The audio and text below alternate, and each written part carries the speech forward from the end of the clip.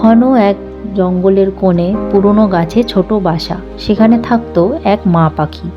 প্রতিদিন ভোরে সে উড়ে যেত দূর দূরান্তে।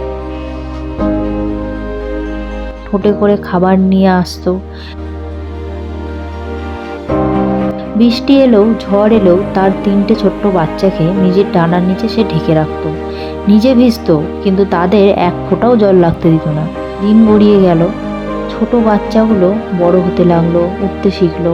মাও খুব খুশি, কারণ তার পরিশ্রমে আজ তারা নিজের পায়ে দাঁড়াতে পেরেছে।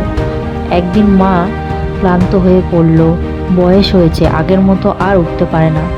আগে যেভাবে খাবার আনতো, এখন আর ততটা পারে না। তখন তার তিনটে বাচ্চা একসাথে বলল, এবার আমাদের পালা মা, এতদিন তুমি আমাদের জন্য করেছো, এখন আমরা তোমার জন্য করব।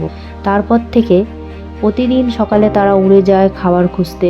ঠোঁটে করে দানা, ফল, জল নিয়ে ফিরে আসে। মায়ের মুখে খাওয়ায়, তাকে ডানার ছাওয়ায় রাখে।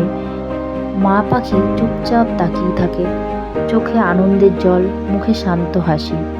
আকাশের দিকে তাকিয়ে আস্তে আস্তে বলে, আমার ডানায় যে বাচ্চাগুলো একদিন উঠতে শিখেছিল, আজ তারাই আমার আকাশ হয়ে গেছে।